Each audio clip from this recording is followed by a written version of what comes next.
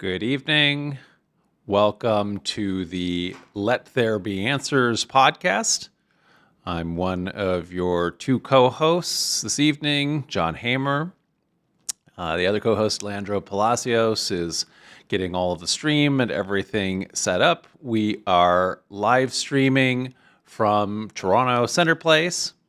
So we had a lot of fun in episode 1 2 weeks ago. Many of you sent in questions, and we found that they were all very thoughtful, and the topics were wide-ranging, and it resulted in some great dialogue. So we have been assembling all of the questions that readers and viewers have left on the YouTube channel, and you could have left those anywhere if you were watching any one of the lectures in the archive and asked a question on that. Then we've collected those and put those into our queue for tonight. And Mike is also here, and he is watching the comment stream that is emerging right now. And he will be monitoring those and seeing new questions that people are leaving on the YouTube channel, I think also on the Facebook channel. And as they come in, those will also be put into tonight's queue. People have already asked if you have to add a super chat gift in order to have your question answered, and you don't have to, is the answer, although they will be given a priority, and so jump in some places in the line. In any event, we do really appreciate all of your donations and support, and so when you do support this channel, we're able to give more attention to it, and you can do that through a super chat, as I say, or you can always go to our website centerplace.ca/donate for additional options. I want to promote some of the upcoming history, theology, philosophy lectures that we're going to have in the next 2 weeks on the channel. So next Tuesday, October 29th, we are having the long-awaited presentation on what is the Holy Spirit. So this has been an audience-demanded idea for a long time. We're very aware that Christian theologians present God as a trinity of three persons. However, I think nowadays most Christians even associate with the word God with the first person of the Trinity alone, God the Father. And so then when they say the word God, they usually are meaning the Father. And this can lead to, what is in mainline Christianity, a heretical view that Jesus Christ is just a superhuman figure of some kind that's separate from God. So he's distinct from the Father, but not separate from God, since Christian theology, anyway, the Christian doctrine is that Jesus Christ is God.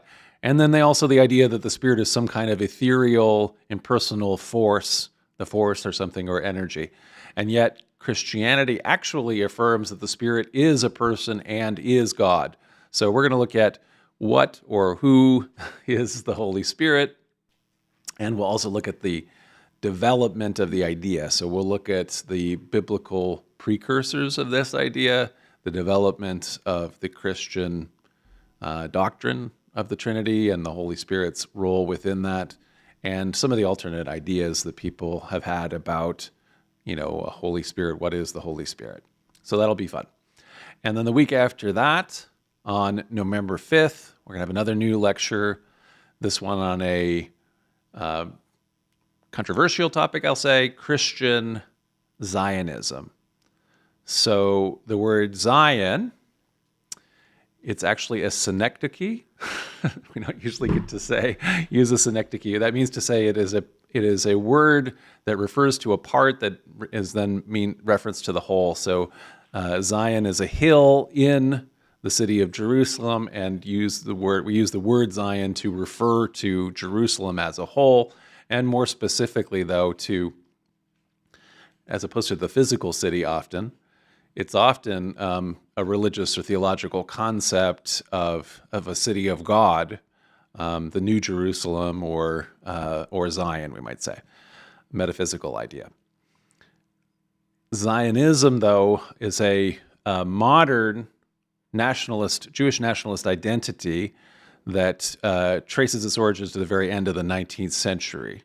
And of course, then the movement evolved considerably over the course of the 20th century, the aftermath of World War II and the Holocaust, the actual physical creation of the state of Israel in the post-World War II environment, the various Palestinian-Israeli conflicts and Arab-Israeli conflicts, all the way up till the present war that Israel's conducting in Gaza. And so in November, I'm going to be going to the West Bank of Palestine as a representative of Churches for Middle East Peace, as we are going to try to talk to, peacemakers who are within Palestine and within Israel, and also Palestinians to share their suffering. And so before I go, I want to ground myself a little in some of the background, certainly the Christian part of what Christians have done in the whole course of this. So the Christian Zionism, which is different from Jewish political Zionism. Christian Zionism is often a fundamentalist Christian idea that's associated with bringing Jews to the Promised Land, or regathering Jews from around the world to the Promised Land, not with the idea of establishing a safe homeland or something like that, or any other reason, but rather in order to precipitate Armageddon, the battle, so the world will literally come to an end, which is not a particularly positive view. So we'll look at Christian Zionism, and I'm going to focus specifically on that component of Zionism as opposed to the political Zionism. And so, I don't know how close we are to being ready. If Leandro, here's Leandro. We're ready. Hi, everyone. Good to be with you tonight. And I'm going to echo John, just looking forward to the conversation tonight. For those of you who know me, because you joined the Sundays, I usually say the names of everyone, but I'm not going to do that now, so don't worry about that. But I'm just going to say hi to the three first people who said something in the chat today. So welcome to John Paul, Jew Roberts, welcome to Troy Miller, and welcome to JM. And I also want to thank JM for your super chat, and thank Mark Long for your super chat. Brad Stewart also, we appreciate your super chat. And I see Dartharama also has sent a super chat in support of our lectures, our podcast that we bring to you at no cost. We don't charge for membership to access this content, because we believe that our mission is to just present it to everyone, regardless of their financial situation. So we appreciate your support. And we're ready to get started with the questions. So we're going to go with the questions that we found this week that you have left as comments. So after the live lecture, the villains of the Bible that we had last week ended, a few of you just asked questions.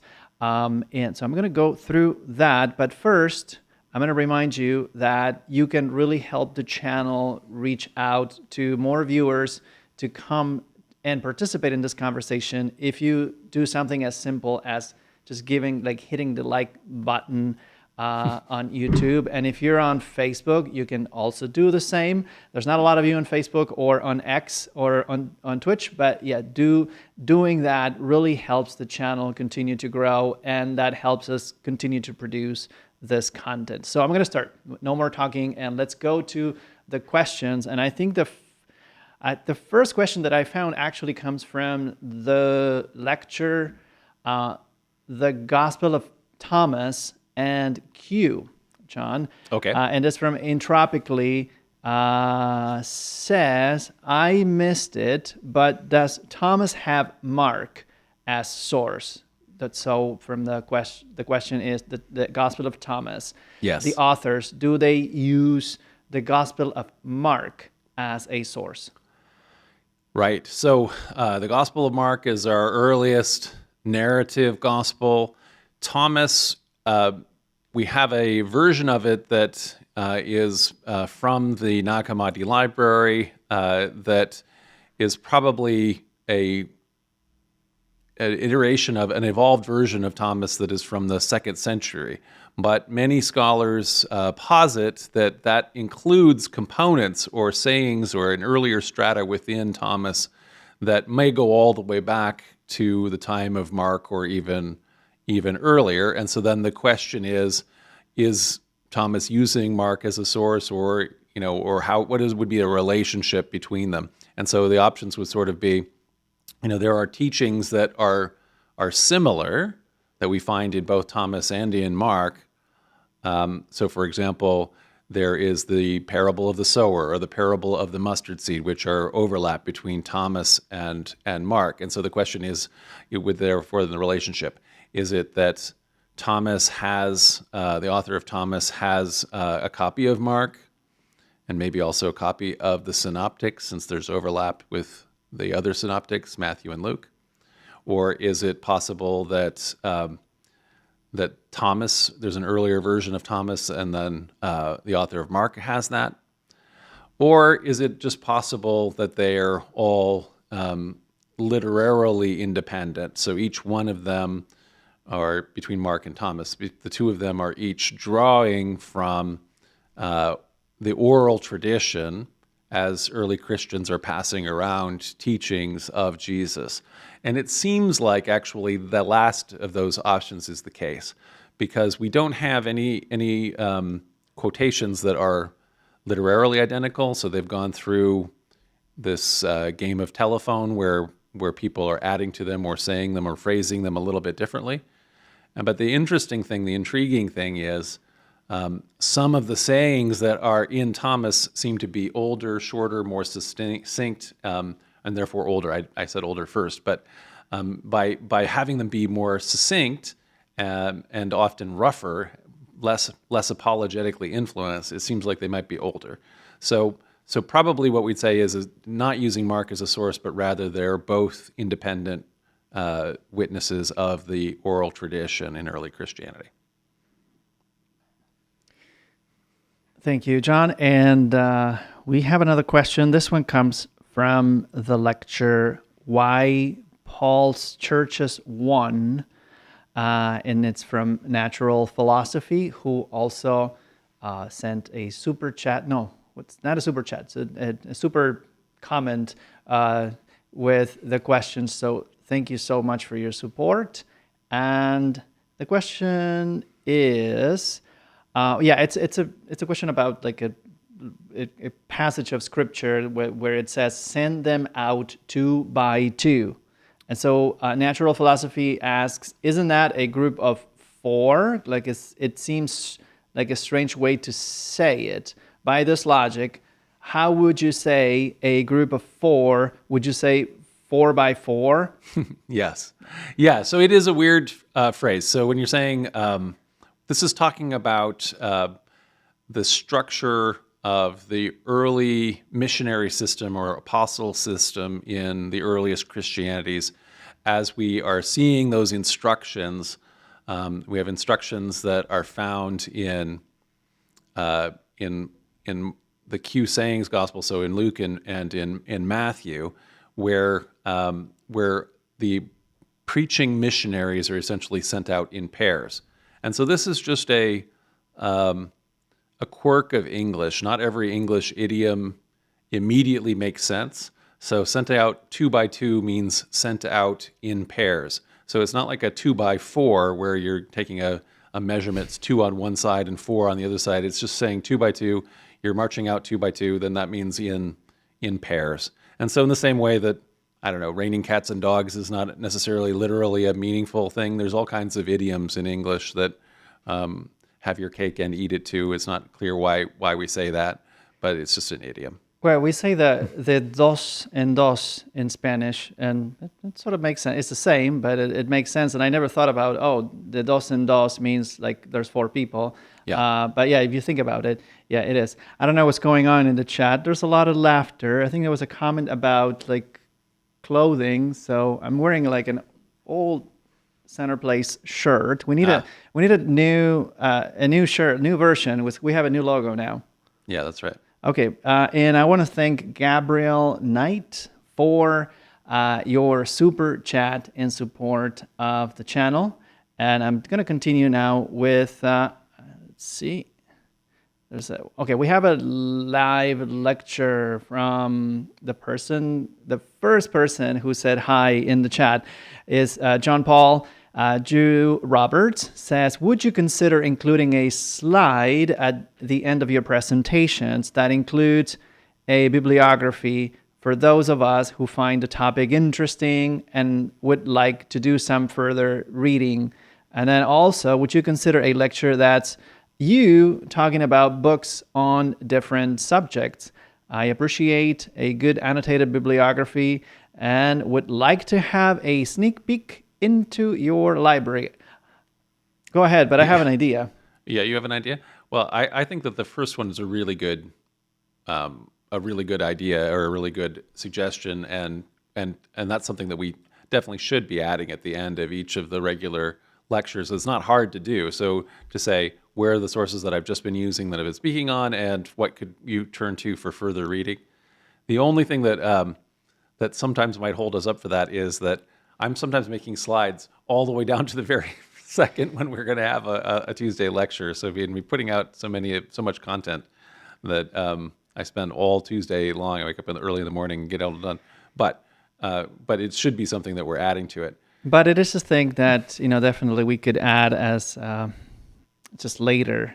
We often share pictures. Sometimes if I have the time, I share some of your slides, your timelines that everyone always wants to see.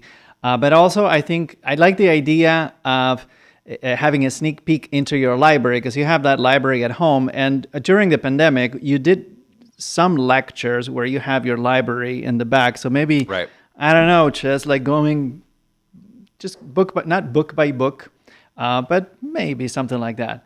Yeah, that might be fun. Or like our series of shorts where I'm talking about different books that I really like or that are go-to books for me.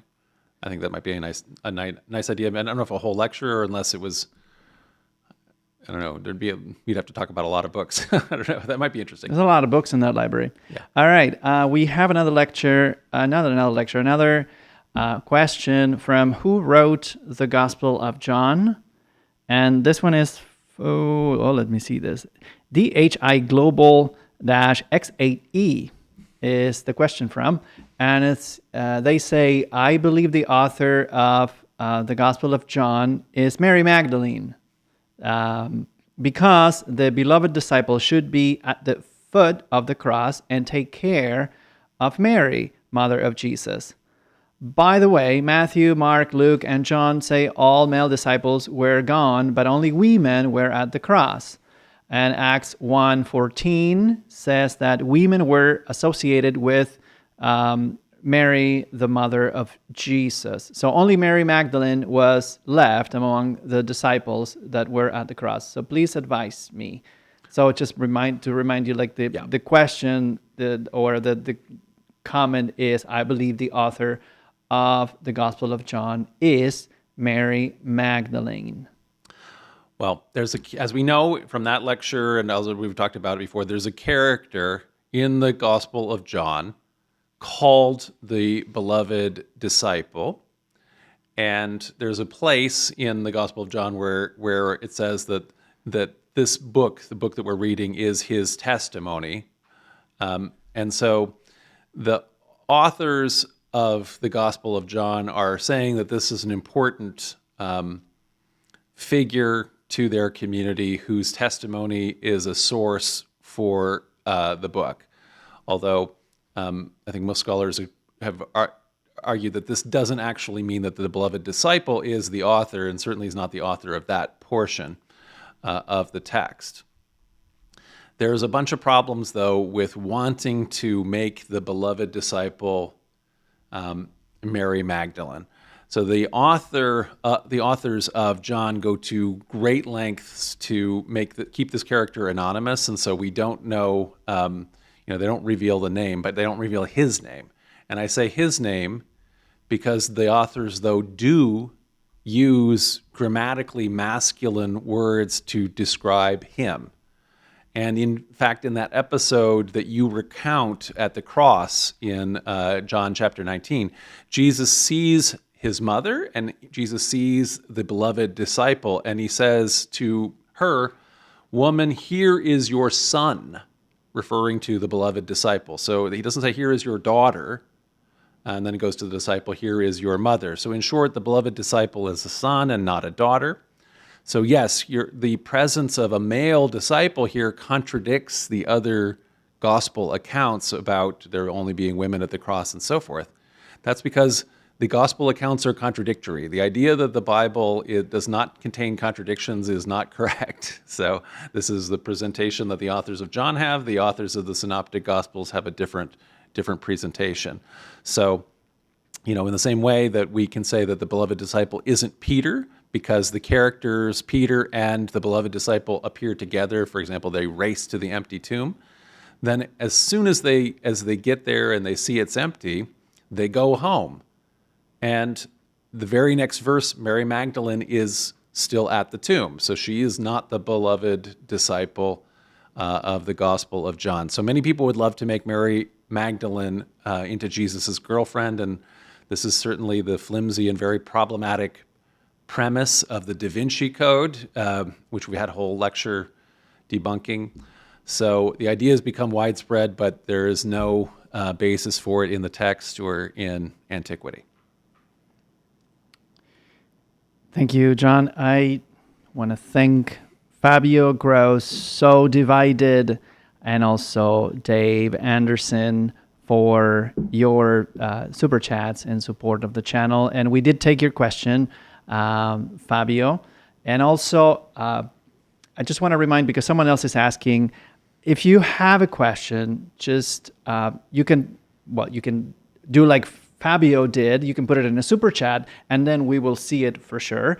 But if you don't have to do that, please write it down as clearly articulated as possible, so we make sure what you're asking, and it helps us, as Fastball Flakes is telling us, that if you add at center place, because that way we can see it and we make sure we don't miss your questions.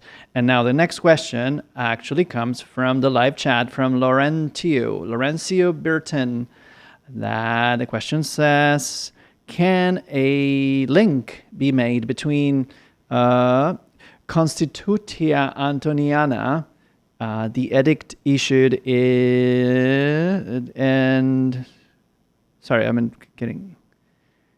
between Constitutia Antoniana and the subsequent spread of Christianity in the empire once it was made as a state religion? Let me ask again, because I was very. Can a link be made between Constitutia Antoniana and the subsequent spread of Christianity in the empire once it was made a state religion? So, Constitutia Antoniana. So this is this long process of the spread of Roman identity. So Rome began as a city-state, and the city-state was governed locally by locally elected elites, the Roman Senate and so on. And that was not Roman citizenship was not expanded outside initially of the city and the surrounding region. Rome was operating with allies. In the Republic period, the Roman allies fought wars in order to try to get equal representation with the Romans, which eventually happened after the Romans won the war. Then they ended up giving in on that point and extending the franchise, extending Roman citizenship. And so Roman citizenship in the first century of the Common Era was relatively rare. And so the idea that Paul was a Roman citizen is very unusual. And that's why he was afforded certain special rights, like the idea of being able to appeal his trial to Rome. Over time, there were Roman citizenship was continually being extended. So some city or something that was stood out as an ally or did something great, or some people would be rewarded with Roman citizenship. And so it was something that expanded and expanded. It was something that people wanted until we get to the 3rd century and this edict that you talk about, where all free men are just made in the Roman Empire are made citizens. And then that really expanded the Roman identity. People all over the empire now, not just citizens of the city, they're all citizens of the empire wherever they are. And this is why we have, for example, people in like Romania today, that's called the land of the Romans, or in Anatolia, this was called the Sultanate of Rum because the people there were called the Romans. In other words, the identity really spread. So I think that the Roman identity, though, spreads a lot earlier than Christianity. It would have been much more widespread. So Christianity would have been restricted in the early 3rd century there to a pretty small minority. And it's only after the conversion of the emperor and then the patronage of the emperors, subsequent emperors, that Christianity really expands. So I think it's interesting what you're talking about, this idea that that the first thing that happens is Roman identity spread, but it's then within that Roman identity that Christianity spreads, not necessarily as a result, but maybe the Roman identity was important to be there first for the Christian identity to Christianize the Roman identity.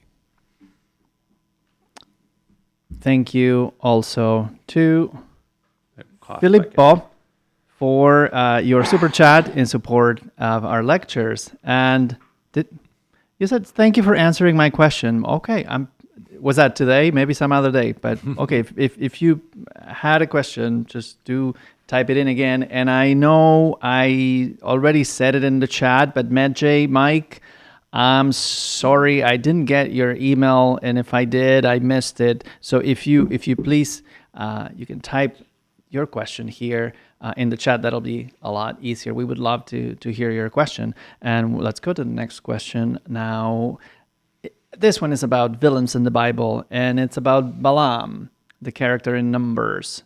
The question comes from Exit 311. Is Balaam a theophoric Baal name? So this is one of the there are many possible etymologies for Balaam's name. So Balaam is a character. John, could you please first explain what a theophoric name is, just in case some so we've talked about theophoric names as evidence sometimes of. So a theophoric name is a name that has the name of a god in the name. And so if you have a name like Michael or Gabriel or any of those names that end in L, that has the word El and the name of the god El in it. And so El ultimately merges with Yahweh. It becomes the word, El just becomes the word God. But that's a theophoric name that has the god El name in it. And the same thing if you have a name like, Jehoshaphat or something like that. Jehoshaphat has the Yehu thing name in the Yahweh theophoric. And so there are other theophorics that we've talked about for Baal. And so, for example, Jezebel, and Hannibal. So those are all theophoric names that have Baal in it. And so then what about Balaam, right? So Balaam is this character from the book of Numbers. He is a non-Israelite prophet and a diviner who is being enlisted by the king of the Moabites in order to try to thwart the Israelites who are wandering in the wilderness and are about to come through the lands of Moab.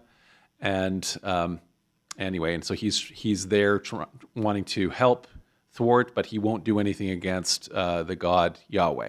And so one of the possibilities for this character's name is that the part of Balaam, or the Baal part, is actually a theophoric for Baal. And then if so, the part of his name means either humankind or people or kinsmen, and so it would mean kinsman of Baal or something like that. And so it's possible that it's like that. Also, though, Baal, just without the longer version, just Baal, in Hebrew is the particle of negation, so it means not. So the name could simply mean not of the people. And so it isn't entirely clear, and there are competing scholarly explanations for this etymology. Thank you. And I see Henry Cobb, thank you so much for your very generous super chat in support of the channel and our lectures program. And we got your question. We added it to the queue. We'll get there in a second. So do let us know if you have any question in the chat. I see some of you folks on Facebook, but do ask questions. Yes, it is okay to ask questions on Facebook as well. We don't discriminate against Facebook. Okay, we get to Fabio Gross Divided's question that came from in the live chat today. Do you see, John, any issues when it comes to biblical archaeology and history when it comes to the occupied Palestinian territories? Oh, this is a question it's very timely for you that you're just about to visit. Yeah. So Fabio says, I understand that the academy is often divorced from politics, but I think of the fact, for example, that the Israeli Antiquity Authority is based in occupied East Jerusalem. So once again, it's a question about biblical archaeology and history when it comes to how it relates to the occupied territories. Do I see any issues? So biblical archaeology has no, and biblical, anything that the Bible even says, it doesn't actually have any bearing at all on the modern legal and humanitarian issues regarding the Palestinian people, the state of Israel. So I don't think, so the idea that, any religious claims that might be made out of the texts, or even any location of where any biblical sites are not relevant, because that's referring to ancient history as opposed to modern territory and modern peoples. So yes, I think you would want to be very thoughtful of where you are locating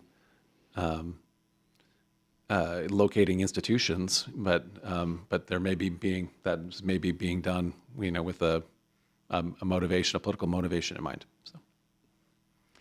And I would like to add something to that, John, because biblical archaeology in general means something very specific that is different from what is sometimes called a Near Eastern archaeology and more modern archaeological talk. And so biblical archaeology sometimes is associated with this kind of early attempt of proving that the Bible was right. And it started happening at places like Jericho, for example, when European and North American archaeologists found this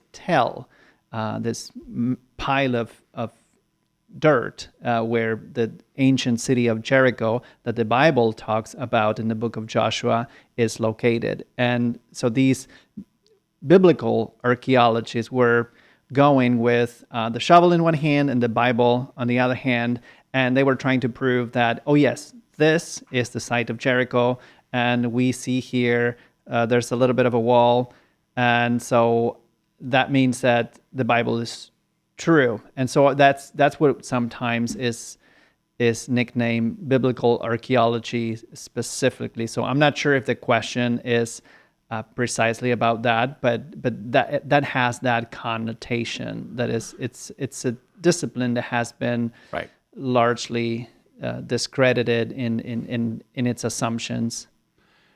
Yeah, well, I guess what I would say is that I guess I didn't interpret it that way. I would say that that there's been an evolution where early archaeology, at a certain point was, organized grave looting, right?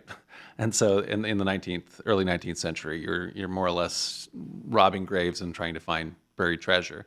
But over time, it obviously has become more and more academic, and that's true for biblical archaeology too, or archaeology that was initially biblical archaeology and now has evolved into regular ancient archaeology of the Near East. And so now, obviously, there's been substantial reassessments. Many of there are all kinds of sites that are mentioned in the Bible that are historic ancient sites, but there were sites that were identified, let's say, as Solomonic or something like that. That now, more academically grounded archaeology has overturned those early conclusions that you were talking about. Thank you. And I also want to thank John Phelps for your super chat, and also to Met J. Mike, both for your super chat and for retyping the question that I missed by email. We'll get to your questions in a second. We added them to the queue. Thank you, Mike. And also, thank you, Dark Sarian, for your super chat. And yes, we also have your question. So we'll get there in a second. But first, let's go to a question that comes also from Villains of the Bible. And this question comes from Joshua Grant 3821. Joshua says, love your content. I was wondering if the word Croesus, Croesus, ever comes up in your studies of these ancient periods. If so, how's that pronounced? Croesus. If so, does this refer to a specific individual, or could the term mean something like king more generally? Much obliged for all that you do. As long as you make content, I'll watch. There you go, Joshua. Very good. Way to go. Well, we have a common phrase in English, rich as Croesus. And so that is in our culture today. So in like my favorite in The Simpsons, Mr. Burns' mansion is at the corner of Croesus and Mammon Streets, which is a very archaic reference. So the phrase has taken on a life of its own, and almost nobody remembers anymore who Croesus was. So he's only remembered in the context of this phrase, and so out of context, we can kind of say, okay, this guy is amazingly rich. So who was the original Croesus? He's king of Lydia in the 6th century before the Common Era.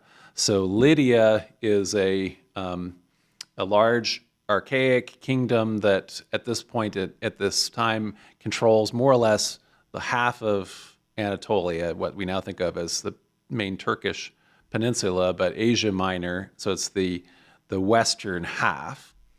And he had conquered all sorts of Greek city-states that were on the Aegean coast there, the Ionian coast, including Ephesus. And so you could imagine the leader of such a big state has more resources than leaders of any individual city-states. And so the Greeks, we inherited this idea that the Lydian kings are super rich from the ancient Greeks.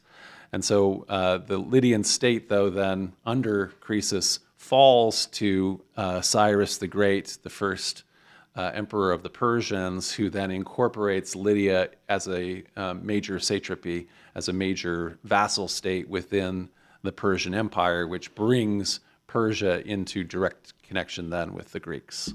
I mean, they already knew the Greeks, but they're now bordered there. One of the first things that is a challenge when English is not your native language is humor. It's very, very difficult to get humor in another language. And then once you master that, is how how you guys pronounce Greek names. It was Kreso for us. Was that it? I think it's Croesus in Greek. Anyway, let's continue. Thank you, John. Let me double check the chat just to make sure that everything's okay. I do like this format, but I miss the fun in the chat. I hardly have a chance to keep up with the conversation, and yeah, I feel like I'm missing it. A lot going on there, so I'm gonna have to get home and read it to see what's going on. But first, let's continue with another question, also from Joshua Grant, 38:21, from Villains in the Bible. This one comes from Encompass, 68:57, but also from Villains of the Bible. Where does the character of Lucifer come in? Okay.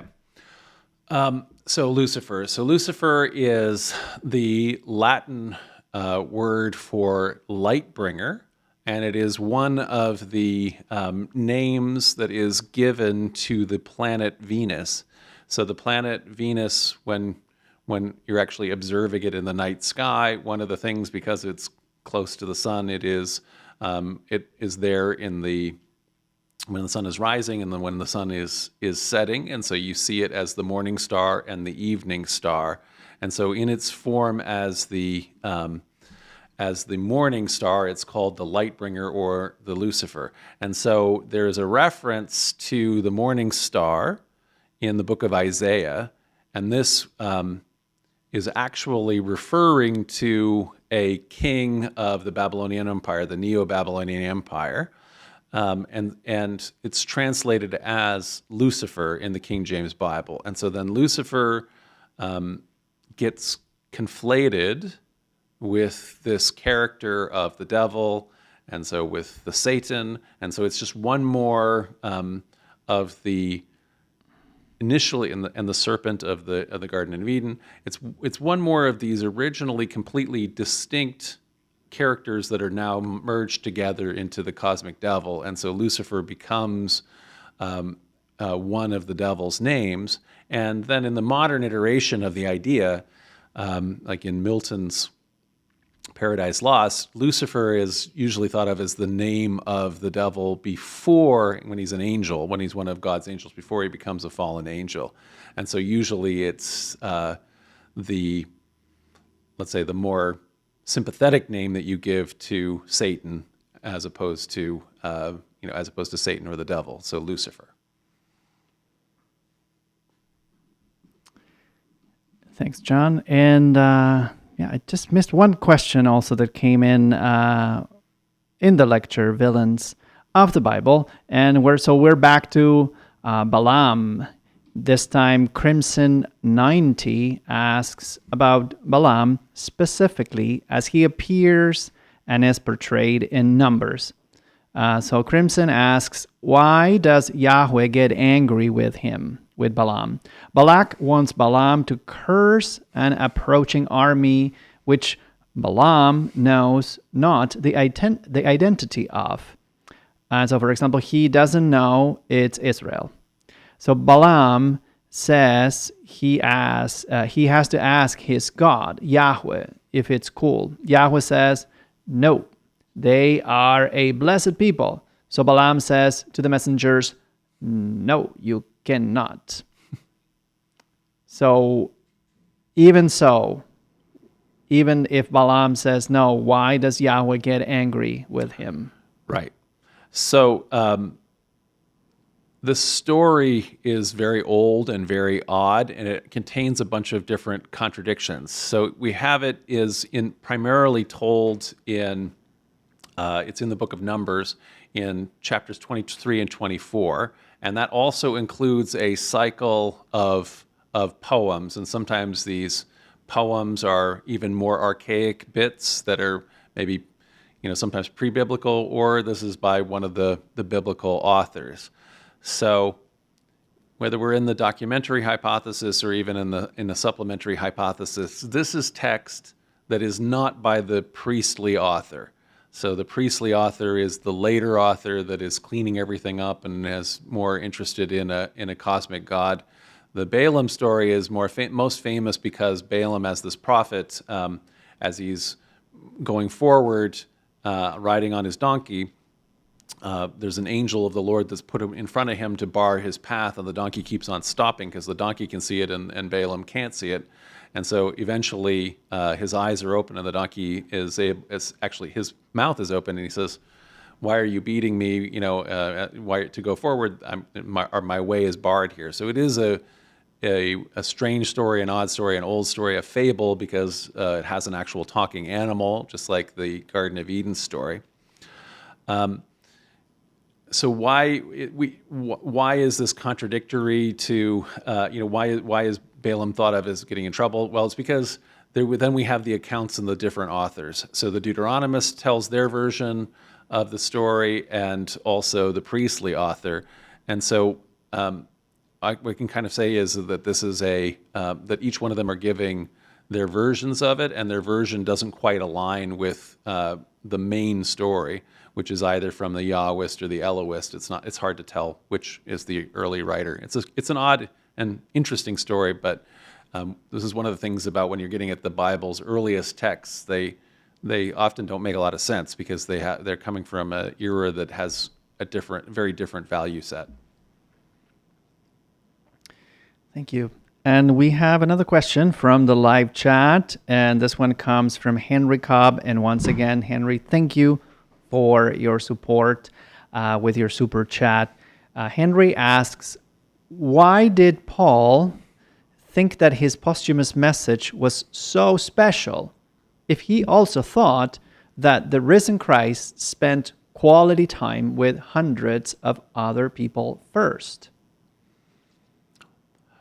Well, Paul is, I think, himself trying to express some humility in all of that. I don't think that, for example, he is anywhere saying, I had this vision that's so unique and better than anybody else's, and that means that I should be the head of, this entire movement.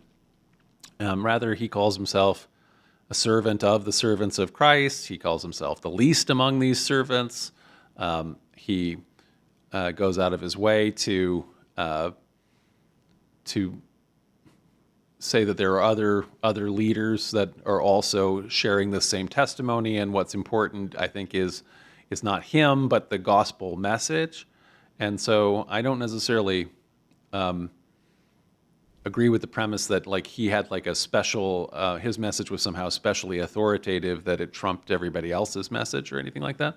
But it gave him a conviction that he also counted as an apostle, which many of his rivals disagreed with.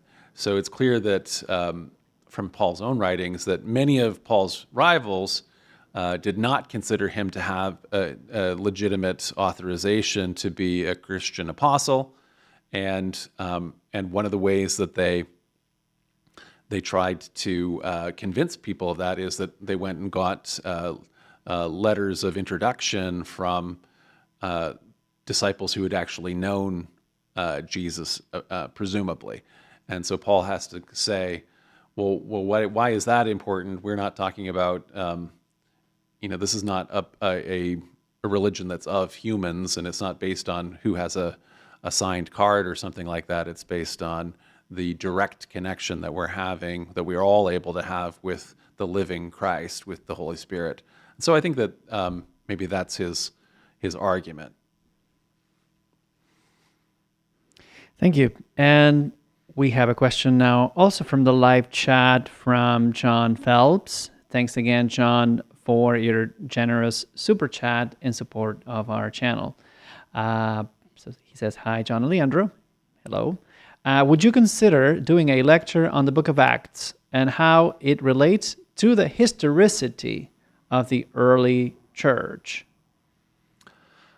I think that's a good suggestion. I think it's something that we should probably tackle because, we were just talking about Paul, right? And so there has been, within Christian circles anyway, I think there has been a tendency to read the book of Acts as if it's a history book, as if its accounts largely, at least, maybe if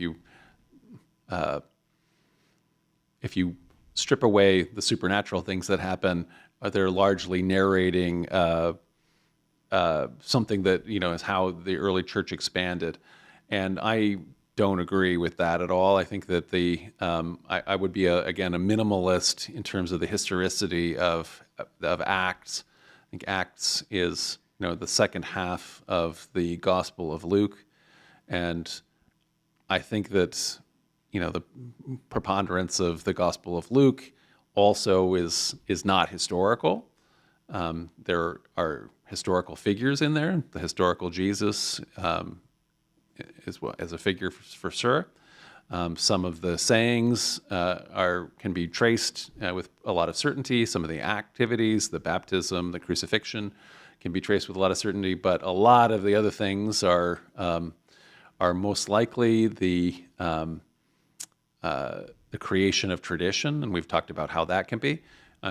Fortunately, with Luke and the gospel accounts, we have other competing accounts. Unfortunately, with Acts, we only have Acts. So if all of the evangelists had written a book of Acts alongside of their gospel, they would have diverged, I think, really wildly, and that would give us a way better picture into it. Mostly what we're left with doing is reading Acts against Paul's writings and the other earliest writings that we have.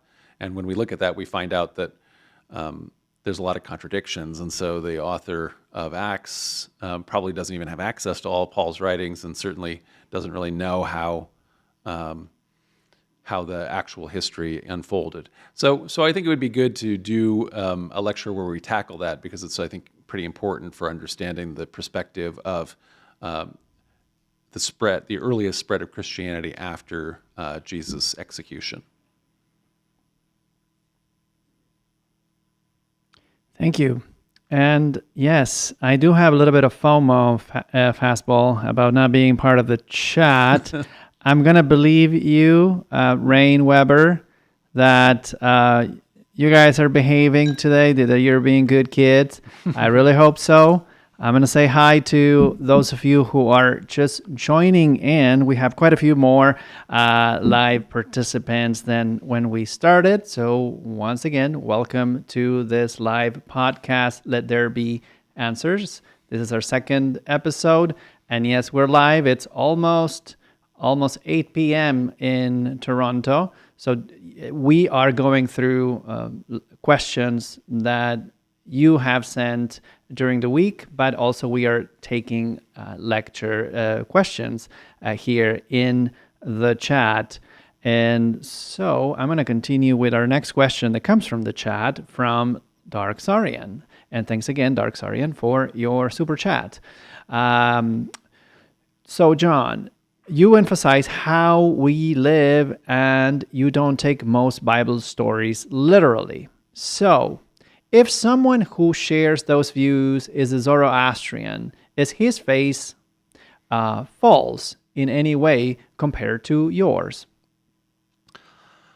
So we have wonderful Zoroastrians here in Toronto. Toronto has an amazingly diverse religious city, and when we have our Encounter World Religions program, every year we go to the Zoroastrian temple, and we get to visit with the Zoroastrians, and they have the Canadian Zoroastrians, I think, are very remarkably progressive, and they're moving toward, there's a tradition but not law that has created or has ended up with a male-only priesthood that they're, I think, busily working through by having female lay ministers that, anyway, that they're getting ready for more egalitarian and more equality, which I think is wonderful. So we don't claim to have the one and only true religion, and I don't make any special claims about that. In terms of when you're saying about more true or more false, I think that. That a lot of theology includes theological propositions.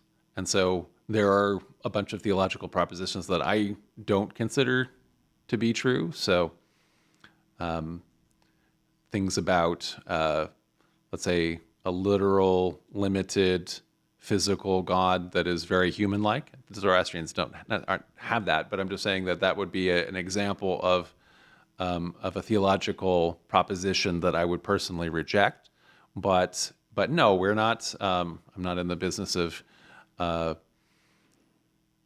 going around and telling everybody that their religions are wrong. I'm interested in figuring out my own and studying our own tradition. We also are interested in learning about other people's religions, and it's not about there's just one truth.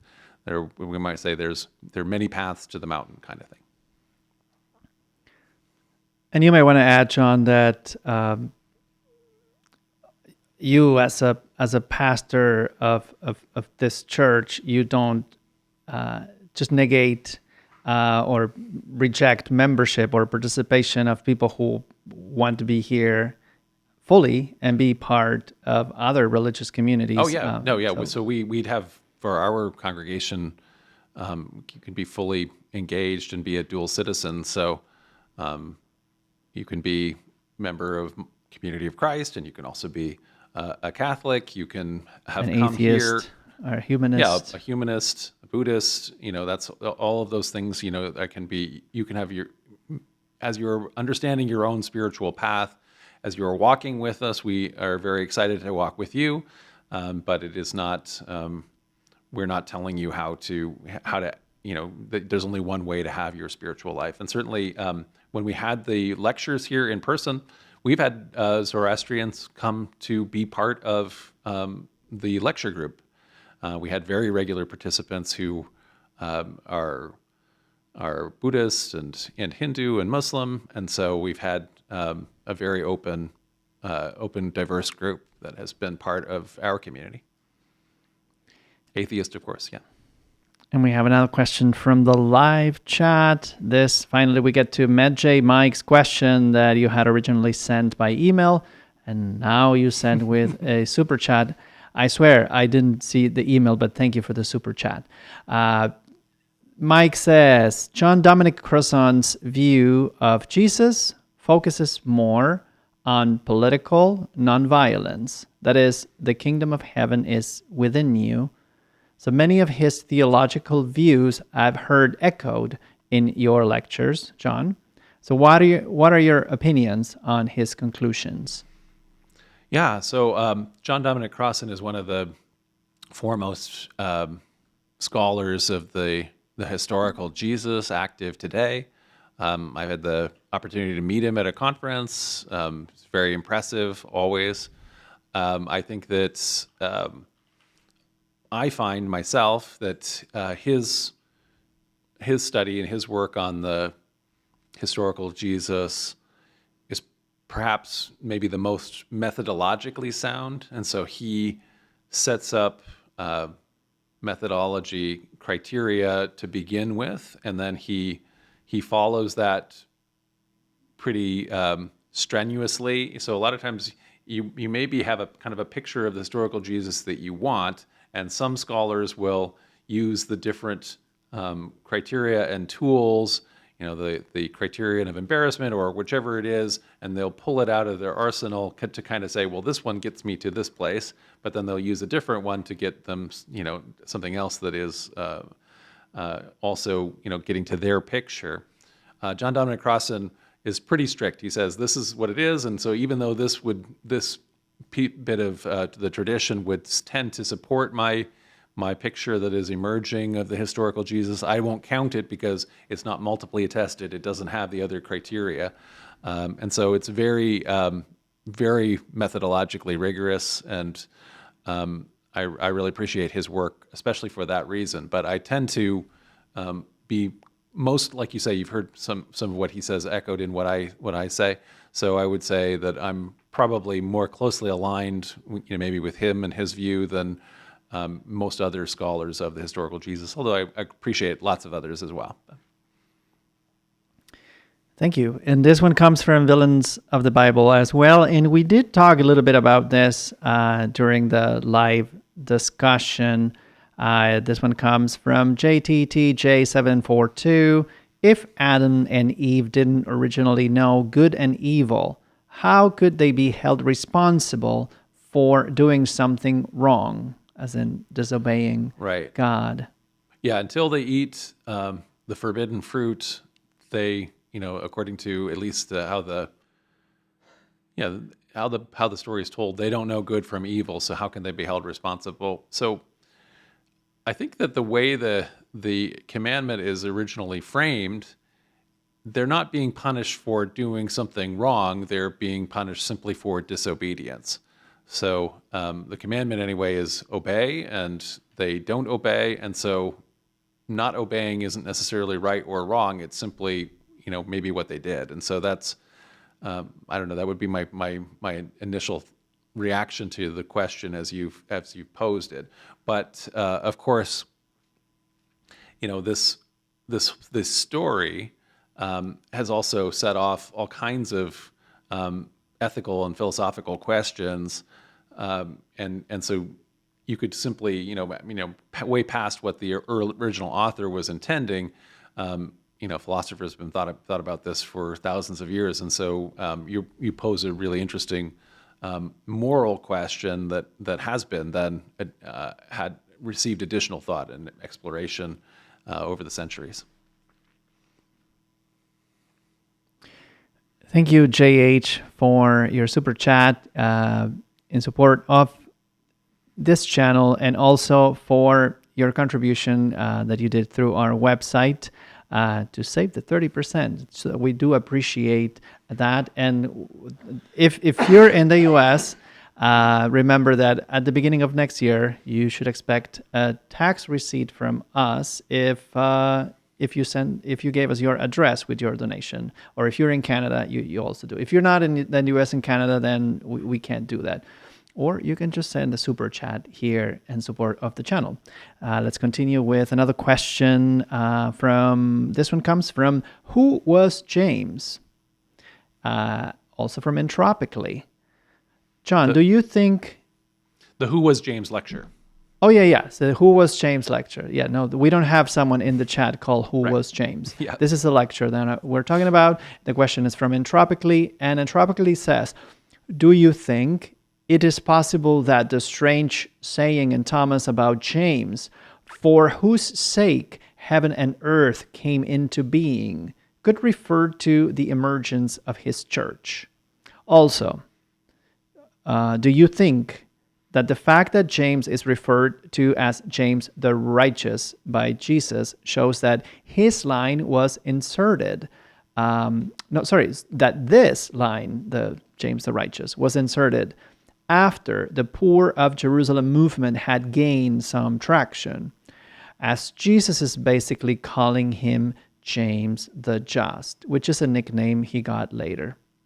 So potentially, Jesus never said this saying about James. Right. Yeah. So in the sayings gospel of Thomas, one of the sayings 12,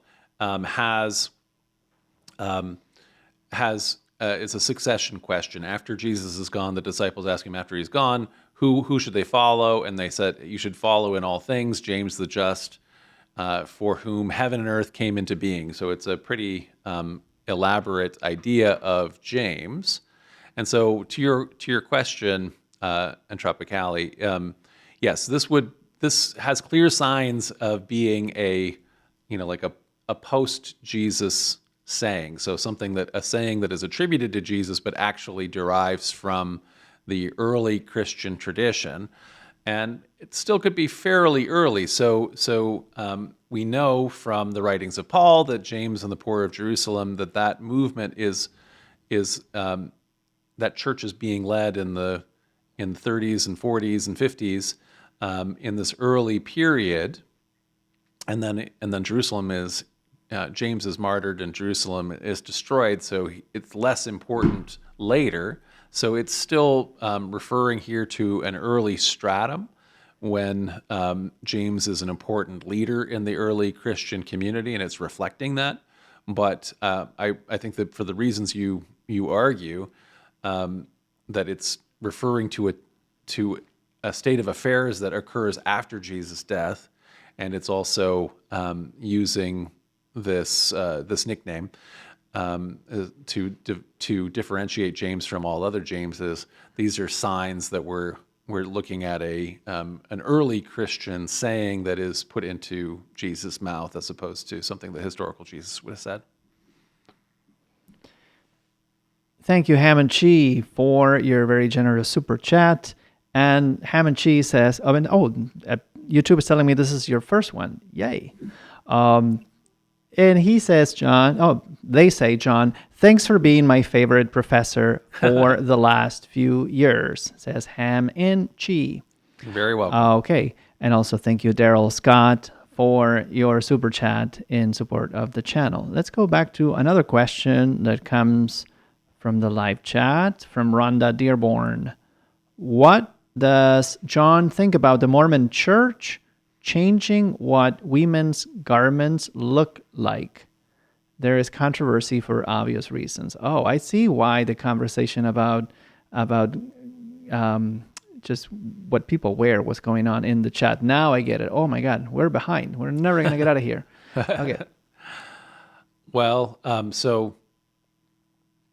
so I try not to think about LDS, the Church of Jesus Christ of Latter-day Saints and the idea of temple garments too much. So there's been an evolution of these ever since they were introduced. That's not part of our tradition. It's not part of my tradition. But they began essentially as being like these union suits, these big onesies that people had from the antebellum, the Civil War kind of era, and have gotten different as times have gone on. And so I don't have opinions on that. So it's not something that I'm personally interested in, but I appreciate that it's a religious practice that is like for example the Sikhs have multiple things that they do and wear that signify the connection to their covenants that they make, and so it's understood in that, I think, that same tradition within the Utah Mormon, the LDS tradition. Thank you. And Linda Hewitt, I see your question on Facebook. We'll get back to you in the Facebook chat, but I appreciate your concern. We have another question that comes from our last Let There Be Answers, but we didn't get to this question, so we're going to get to it now. And this question is for me, from Alan Griffins, 8146. When will we see Leandro giving presentations again? So I should be writing a final paper right now for my master's degree, and I think things will change after that. So yeah, be ready, because we're going to go back to ancient paganism and those topics that I used to do a lot before I started my master's degree. But there's also a lot of theology in my head right now. So we may have to get a lot of lectures on some just heavy-duty theological topics as well. So I'm excited to do that. But yeah, thanks for the question. And we have another question from this live chat from Fearsome and Jen. Can you speak, John, on the true order of the letters of Paul? Were they written in the order they are in the book, in the New Testament, or in a different order? So they're definitely not written in the order that they are in the New Testament. The New Testament, I think, orders them by length. Mm-hmm. And so it puts Romans, which is the longest letter, up first, when of the authentic letters, Romans is essentially the last to be written. And so they're not ordered that way. There are a number of them that are the authentic letters, and so scholars make different arguments for which one has to be the earliest and not. But just which we sometimes put on a chart, and so I don't know exactly offhand what's the exact order, but we can put that into a lecture. But essentially, the answer to whether they're in the chronological order in the Bible is no, they're not. A question from Smashing the 10 Commandments. That was a fun one. So was Ezra the redactor? I assume that's... was Ezra the redactor? In the documentary hypothesis, I think maybe it is a mixture of both. Could it be supplementary, but with texts that already existed and that started circulated? So, so one of the excuse me, I'm still having this cough. So one of the possibilities for a redactor. So this is the idea of who is bringing together the 5 books traditionally attributed to Moses, the Pentateuch, the Torah, into its present form, and that is happening either around the time of Ezra or soon thereafter, and probably not much before. And so Ezra is one of the leaders of the Jewish community, who's also an official of the Persian Emperor. And so it's in this time period when they are rebuilding the Jerusalem temple, what becomes the Second Temple, the beginning of the Second Temple period. And so because the book of Ezra describes Ezra taking the Torah out and reading it in public for the first time and having the people be astounded at what he's reading because they haven't ever heard any of this stuff, this gives credence to the idea that maybe it was Ezra who's this final editor, this redactor that is putting all of these different texts together. Or in the case of in the documentary hypothesis, the idea is that there are a bunch of different texts that are added together and grouped together, in some cases intertwined together by a final editor or redactor who may be Ezra. It's not clear, we can't say for sure, but it's as good a guess as any, or as good a candidate as any.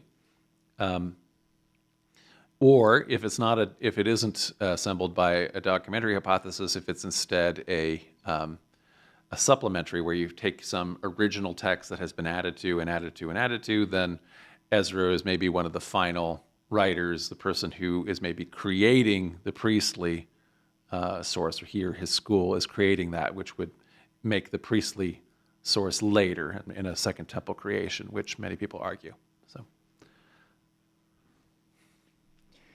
Okay, question from the live chat.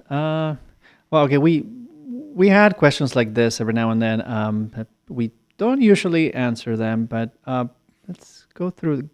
Gabriel Knight. John, will there ever be a lecture on Dead Sea scholar John Allegro's The Sacred Mushroom and the Cross? I tried to read it, but it was so outlandish for me. So I haven't read this, so we looked it up, and so this is a book from 1970 about linguistics of early Christianity and fertility cults in the ancient Near East. And so he's, I guess, making the argument, he's making a mythicist argument that Jesus didn't exist as a historical figure, but was the mythological creation of early Christians under the influence of psychoactive mushrooms. So there's a lot of excitement about inspiration coming from psychoactive mushrooms and things like that these days, especially. I don't find them very compelling or interesting. So, with the reason it being is that I think that the reason why we need psychoactive drugs in order to see visions is that we are so our attention is so spoiled, our imagination is so spoiled by movies with special effects that we don't give ourselves kind of the opportunities for visions and envisioning that people had just even 100 years ago or 200 years ago.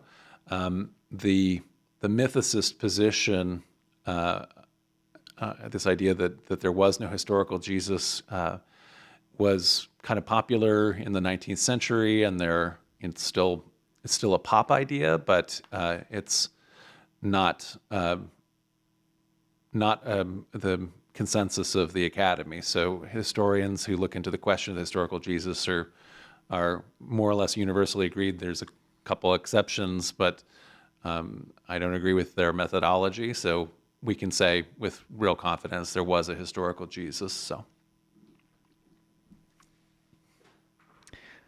A question from our last podcast, episode 1, from Heather Ayala 7587. Why do historians seem so sure that Paul is a historical figure, and his letters, at least the 7 letters, are authentic? So, for example, says Heather, I've heard people say we know Peter, John, and James are historical figures because Paul writes about them. What convinces us that Paul is authentic, or I guess historical, but maybe not others? I hope this makes sense. Right. So when there is a literary figure that we aren't sure that they have a historical reality, this often happens because a number of decades or even centuries go by before the text is written, and so you have an author that's writing back in time and is let's say talking about an early hero of Rome that may just entirely be legendary as opposed to somebody who has a historical figure. So there is, as you say, a complete historical consensus that Paul, the Apostle Paul, was historical, and so 7 of the letters are considered undisputed. That is, again, in other words, all historians believe that Paul wrote those. So why is your question? Why would that be? Well, one, these writings are very, very early, and they're pretty consistent.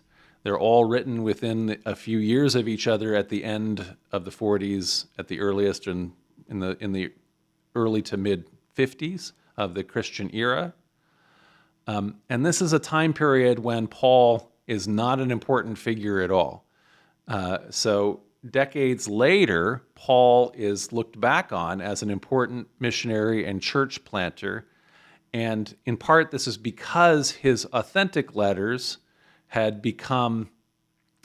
started to become seen as authoritative. Because those letters increased his importance posthumously, that's the reason why people started writing letters in Paul's name.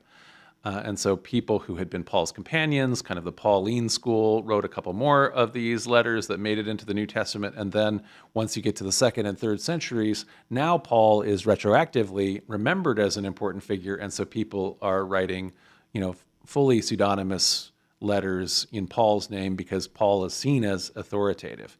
However, there was absolutely no reason to write letters, pseudonymously in his name, because in the 50s he was an absolute nobody.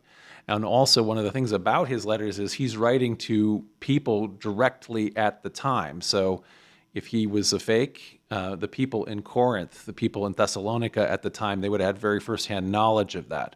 And so because the letters are so early, because they are from a non-important person, as far as his contemporaries were concerned, historians, I think, all agree that Paul is a historical figure. And again, like you say, the fact that he personally met and was in fact rivals with actual disciples of the historical Jesus, Peter and John, and also a brother of the historical Jesus, James. This is one of the reasons why there's also essentially a historical consensus that there was a historical Jesus. And so that's why. And would you say that also what sometimes we say when we discuss the historicity of Jesus and certain sayings of Jesus, that we use the criterion of embarrassment? Would that be also something that we can use in this case for Paul? Because in a lot of the letters, Paul is addressing his own issues, things that people are saying about him, and even just telling people, talking about his rivals and Right. Yeah. how he's basically angry at these congregations that he founded. It would be hard. You'd be hard pressed. I've never even heard anybody make an argument about Paul not being a historical figure. But essentially, you need somebody who's a contemporary of his, because it's somebody who's writing at the time that he's around, pretending to be him, who's a nobody, and also, like you say, who's has all these issues. And why it doesn't make any sense to have somebody pretend to be that when you could just you are that person. You know what I mean? So it's like you're. Let's say you have two next door neighbors who aren't anybody, and the one is pretending to be the other to influence us. We don't care because neither of you are celebrities, right? I don't know. It's hard for me to explain. It's such a strange idea that that a character would assume the identity of a contemporary who doesn't exist. It doesn't make any sense. So. But regardless, you have encouraged a few people in the chat to start their own church. So we'll hear about that. Do send us your letters. We'll probably publish them. Okay, we go with another question from the chat from Dartharama, who says, I may have missed it during a previous lecture, but what are the possible reasons for the authors of John, of the Gospel of John, not using the name of the beloved disciple? So there could be any number of reasons. There's been some suggestions. One suggestion is that maybe it's a literary device where they're trying to get the reader to feel that you are a disciple that is there alongside, and so you are also being called into discipleship.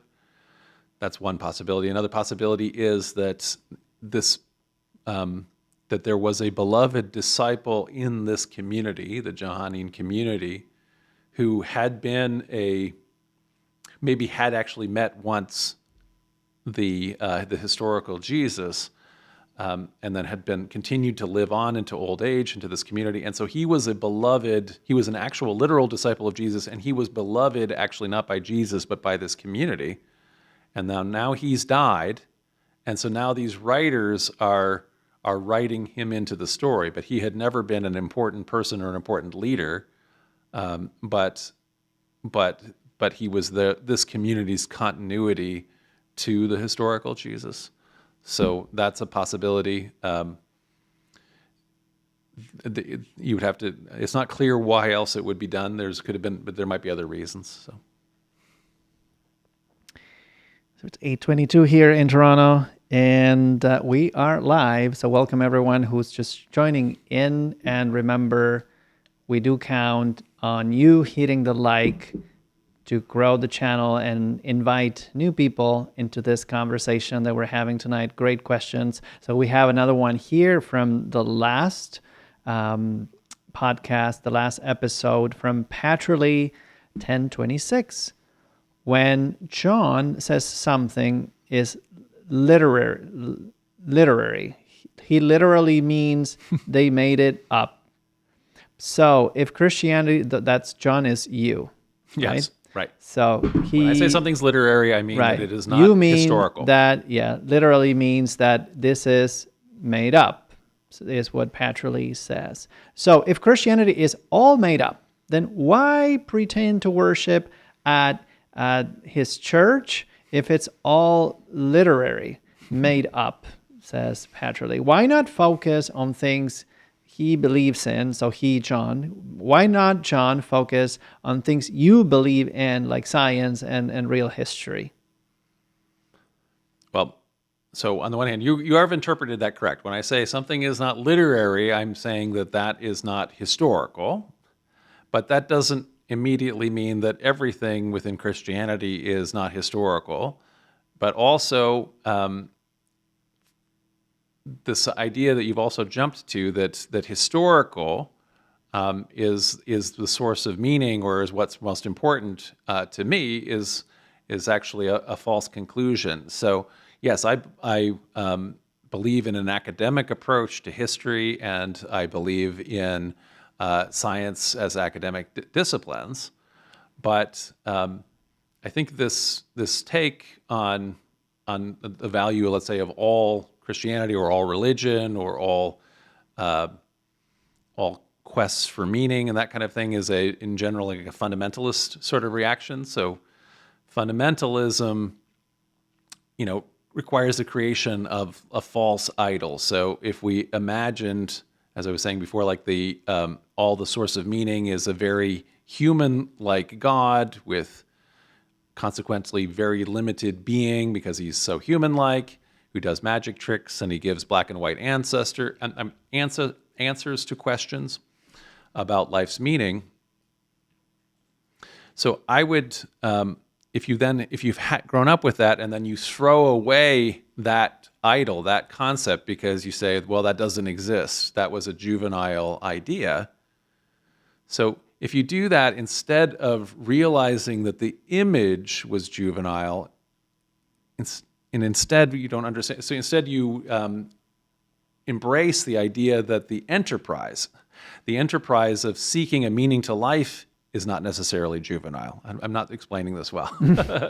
So for example, yes, science and history are valid disciplines and tools, and they give us information with which to comprehend reality, but they're about physical truth. So history is about, did this happen? Science, did this chemical reaction take place? But neither of these is about meaning, and so they're not about like ethical truth. They don't tell us how we should build societies worth living in. So there is also, in addition to physical truth, there is metaphysical truth. And so the framework within which, in the Western tradition, we have explored these together in sacred community is largely, majoritarianly anyway, been within the institution of the church. An unfortunate reality of churches in the modern era has been a clericalism that is dogmatic and very doctrinaire, and so creating a kind of a fundamentalist doctrinalism, as opposed to having an open exploration, which is what I advocate for. And so my proposal is, and what I'm committed to, is employing the tradition of religion in the West in order to have non-doctrinal, but instead open-ended exploration of meaning and truth in life. And that includes exploration of past theological and philosophical thinkers and our traditions and so forth. Thank you. Another question from the live chat from today is from Andy Burke, who also sent a super chat. Thank you so much, Andy. And okay, this question is from that special video live stream that you made, John, back in March. So Andy says, I watched part of a video of John where he was very emotional about a building being sold, not making light of it, but what's the story behind it? And I think this is an interesting segue to the previous answer. Mm-hmm. Yeah, so this was a news story that we found out about in the beginning of the year where a sacred space within the denomination that I'm a part of, Community of Christ, called the Kirtland Temple, was sold by the leaders of the church, and so it did make me very emotional. So on the one hand, I have a personal connection to this structure. So my great-great-great-great-grandparents back in the 1830s helped to build it. And it was also a sacred space that I went to on a history tour, actually, where I encountered members of this church, Community of Christ, for the first time. So I had not been active or a member of any church while had been an adult, and so I encountered them when I was 30, and this was the space that I started talking to them. Mike and I talked to them, and we got a different impression that you could have a church that isn't dogmatic, that doesn't have kind of fundamentalist beliefs, but it was not what we were expecting to find in a church. And so that led me into closer interaction with the historians community of this church, and ultimately 10 years later to feel called to join the church myself. And so I have a bunch of personal connections with Kirtland Temple, and that was one of the reasons why I was so kind of devastated by the news that we as a denomination had failed, I think, in our stewardship of the temple. We were no longer going to be the stewards of it and maintain it as a sacred space open to all. And I think that I was also very upset and very saddened, because I think it also constituted an admission on the part of the international leaders of my church that the church was in very serious decline, and that none of their attempts to turn that around had been successful. And so in some ways I interpreted it as a admission that they were saying of their failures. So, and I still kind of feel that way, and so that makes me very sad for my church, not just for the building, which will likely be fine. Certainly, will have the new owners have a lot more money with which to preserve it. Fastball Flake says in this regard, I'd like it's like if you were a member of the American Battlefield Trust, it's a historic preservation group, and suddenly they sold off part of Gettysburg to a casino or something similar. Well, I wouldn't say it's that. I wouldn't go that far, but what I would say is that you would feel if they sold it off to something, you would feel that you failed in your own sacred trust and stewardship of that thing that has been so important to you. I'm missing a lot in this chat. I'm gonna have to go home and see what's going on here. We have another question from the live chat from Jeffrey Michaels. Could the Exodus be considered a Sea People's invasion? Are the Hyksos the Israelites? So the Sea Peoples are what the Egyptians call invaders that they were facing during the Bronze Age collapse, and the Hyksos are Semitic peoples that are living in the Nile Delta during an intermediate period, and so all of that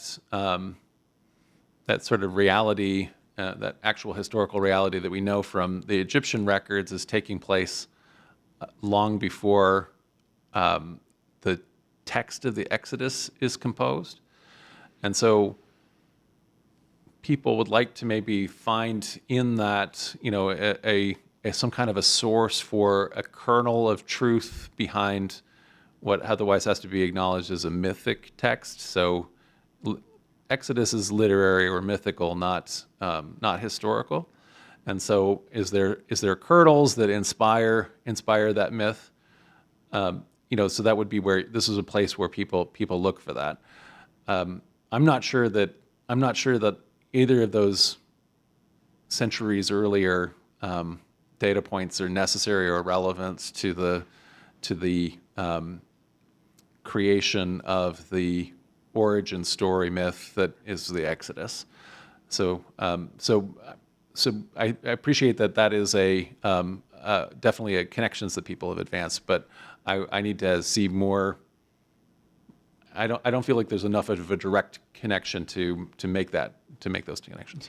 But and also we know archaeology can tell us very clearly that the Hyksos is just a combination of peoples that predate Israel. There was no Israel, no mention of Israel in the archaeological record at the time, and but I think this is, John, related a little bit to that question that you answered before about, well, it's all made up, right? So why, if it's not the Sea People's invasion and it's not the Hyksos, then it's nothing. It's made up. So let's just not read it. And I think sometimes what we do when we try to find, or we try to squeeze these biblical narratives with what we know from history and from archaeology, and really doesn't fit together, then I guess in frustration we say, well, it's all made up, so let's just not waste our time with it, and we miss the most important thing, that is what these people were trying to say about all the with all these stories. Right, exactly. And so in that same way, so the Romans have an origin story that's, magnificently told in the epic poem by Virgil, the Aeneid, which is about Aeneas, a Trojan refugee, making his way across the Mediterranean, visiting Rome's great rival, Carthage, and its founder, Queen Dido, legendary mytho-historic founder, Queen Dido, before making his way to the area that's going to be Rome and to founding it. There's no historicity to this story. The Romans are not exiles from Troy, but that doesn't mean that. So again, looking for as assuming history is truth is looking for truth in all the wrong places.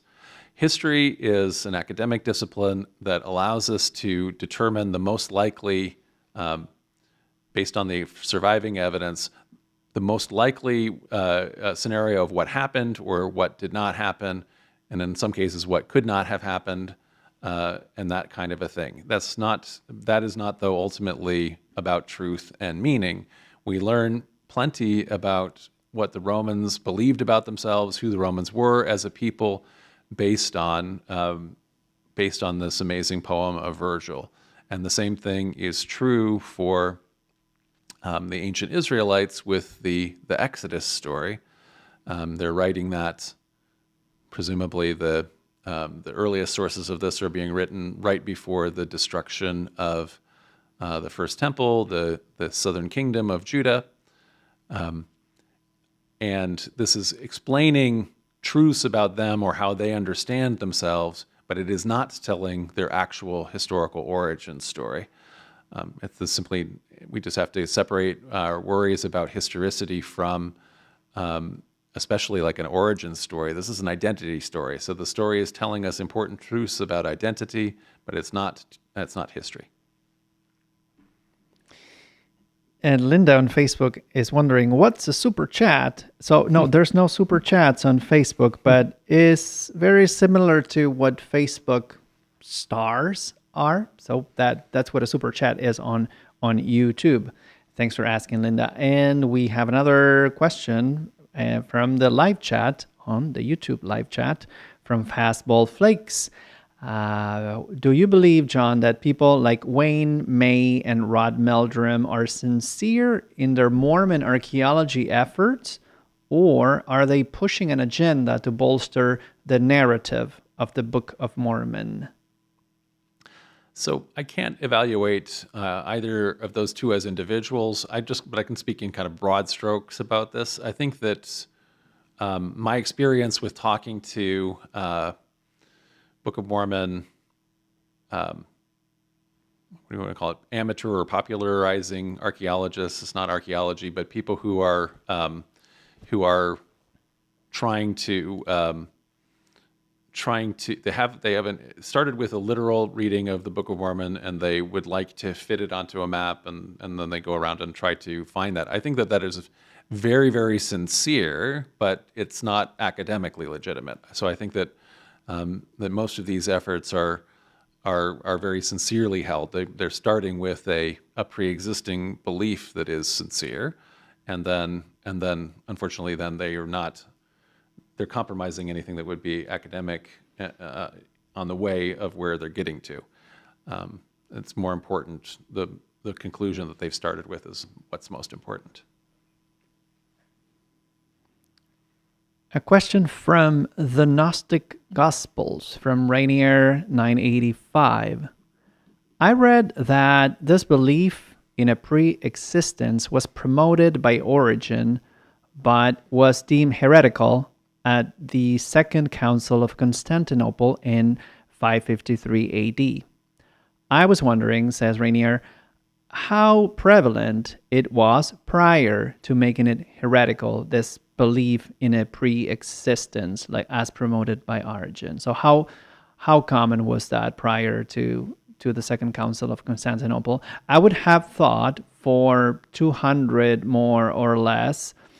How influential was Origen? How much of his work has been destroyed?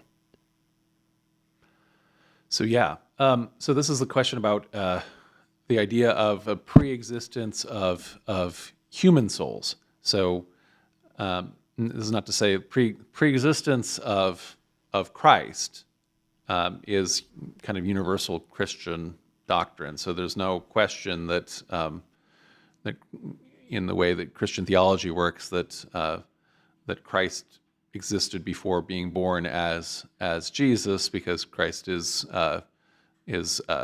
co-eternal with God, the Father, and with the Spirit. So, but the question is then, what about all the rest of us? What about human beings? And so Origen, as you say, this we had a lecture where I called, I think, Origen the first Christian genius. So someone whose theology that always intrigues me and who I think is a great thinker and arguer. In, like you say, much of his work has been destroyed, but in some of it that survives, including the De Principiis, he makes the case that why he believes that human souls have existed before they're born into bodies, and then will continue to exist after, they continue to exist after death. That part is not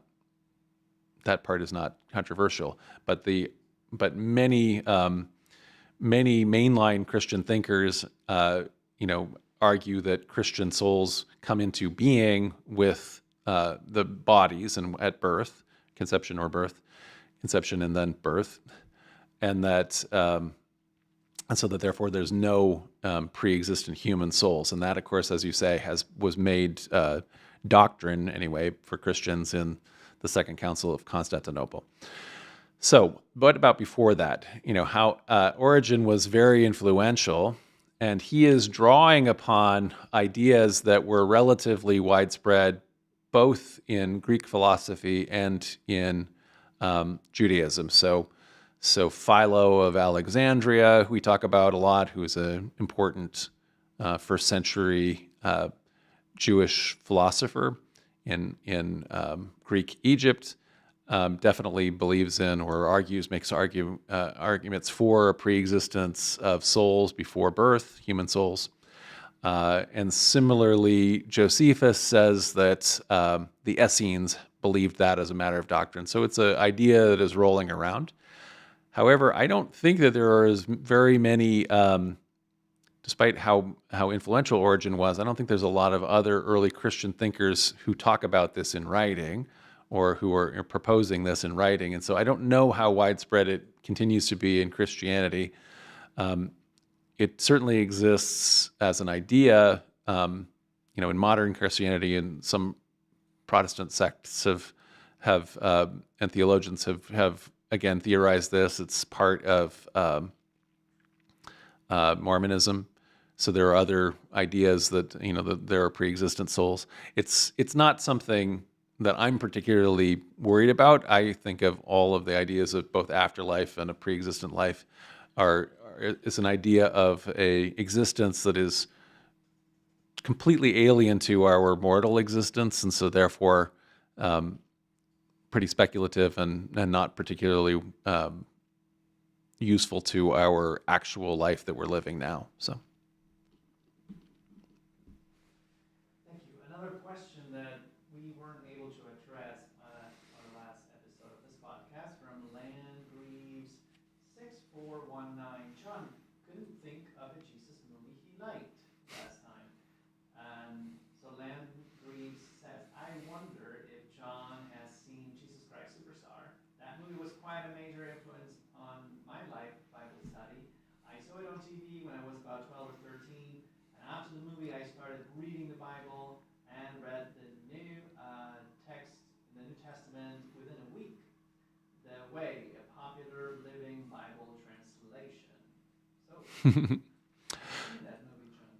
I have not seen Jesus Christ Superstar. I have not seen Joseph and the Amazing Technicolor Dreamcoat. I also don't think I've seen The Last Temptation of Christ even all the way through. I've seen clips. I after you talked about this, I looked through, some of maybe the classic movies from the 50s and 60s, and so like The Greatest Story Ever Told, and I realized no, I've never actually watched that. So I may have seen King of Kings on TV as a kid. I definitely saw Ben-Hur, and so I've seen that a bunch of times. So I think that actually, for whatever reason, now that as you actually brought this up, I realize that I've largely avoided both the 1950s and 60s kind of classics where I have the impression of a Jesus that I've seen from the clips that I don't really like, which is this very stoic, passive Jesus who walks around and is being very kind of, I don't know, ethereal and godlike, but not very real. But I also haven't watched the grittier ones, artsier ones like Last Temptation of Christ from the 70s and 80s and things like that. And then I also have not watched like Mel Gibson's movies and the ones that Christian fundamentalists make in the present. I think that I'm always feeling like I'm going to have to be watching them all like this. So I'm a little leery of watching them. So what I was thinking that we might do is where we have some kind of a interactive contest or a poll of which one of these you're going to force me and Leandro to watch, and then we'll give our review on a future podcast. So we'll see if that's a popular idea. Thanks, everyone, for letting me know my microphone was off. Now you can hear me, I think. Yes, you can. Right, that was a question about whether John had seen Jesus Christ Superstar. I've seen the movie. I had to watch it for one of my seminary classes. You saw that for the seminary? Yeah. Oh, wow. It was interesting, but yeah, a little difficult some parts. But I guess it has a certain literalism in the way that is interpreted. That was interesting. It's an interesting work of art. I just want to thank Let's Find Out for your super chat in support of our channel. And Let's Find Out has a question for you, John. A little bit of a personal question.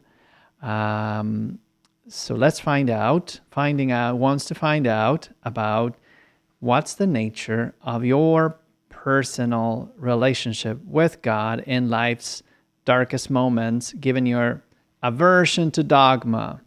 Is God beyond just psychic? Yeah.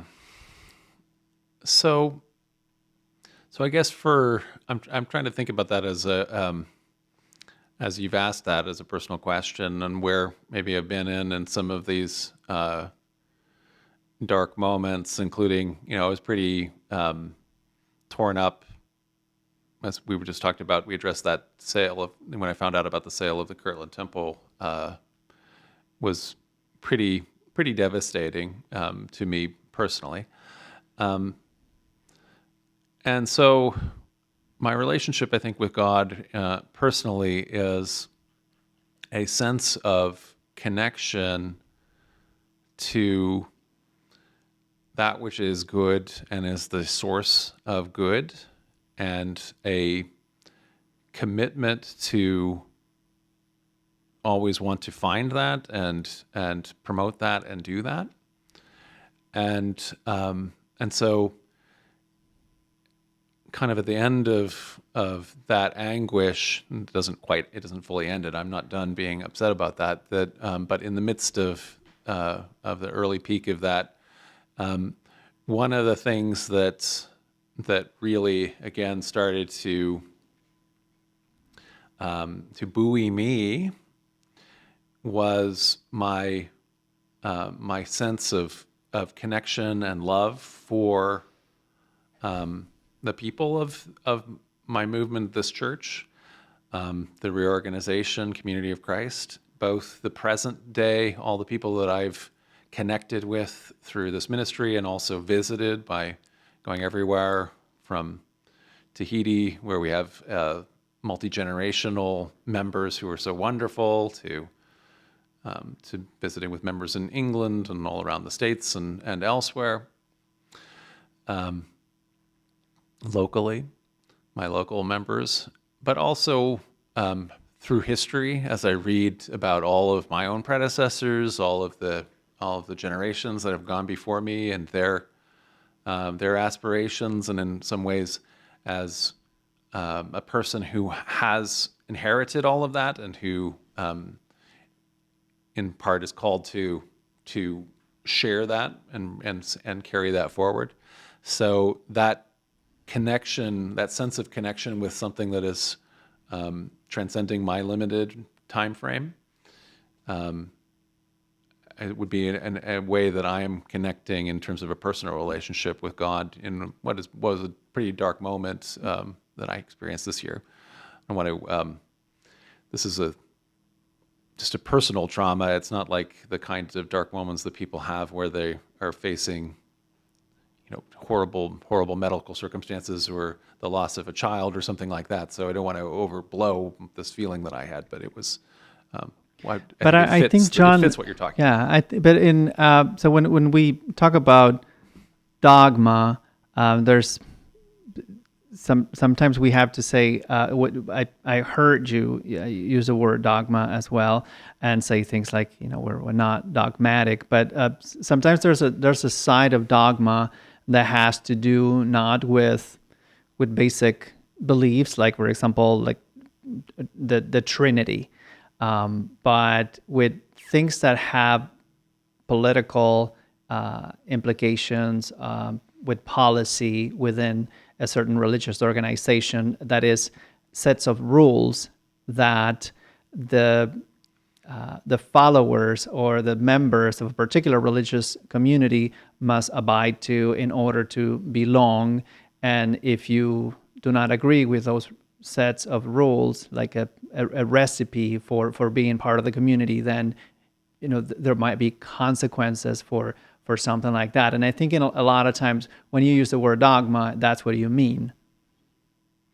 Yeah, but I also am using it as a conceptual dogma. So I'm usually, I think that people have also interpreted this correctly, where they're saying, when I say something is literary, that means that I'm saying it's not historical, or where I'm saying that when I'm saying things are being read literalistically, that's a kind of dogma. So I agree with you.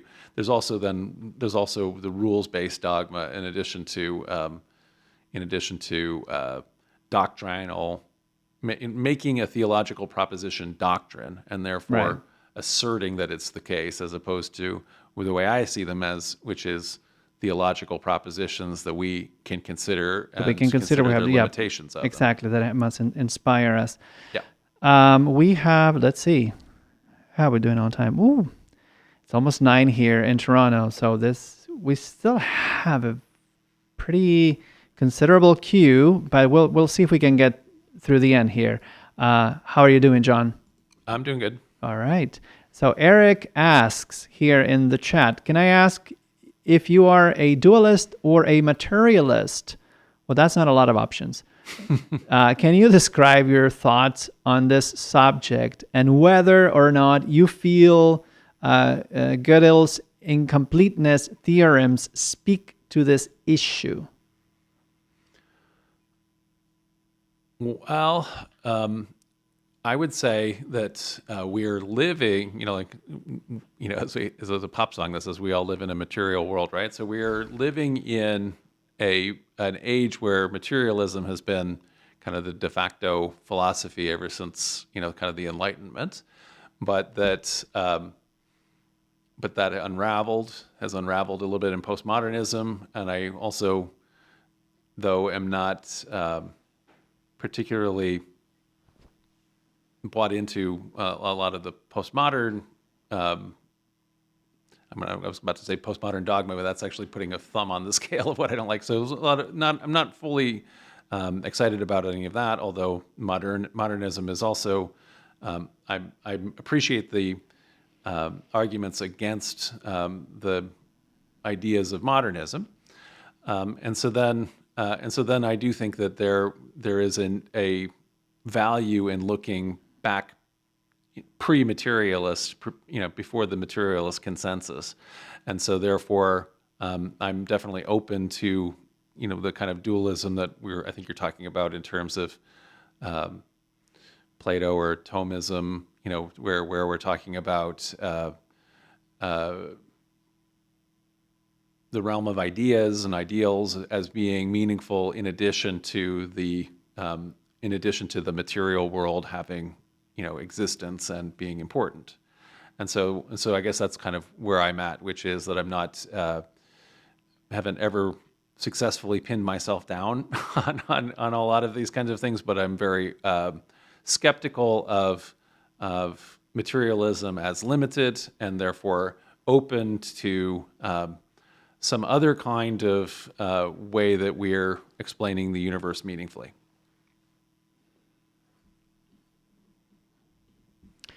All right, John, we have one from Henry Cobb. Where does center place stand on acts versus faith? I guess I would say works, Right. Works or faith.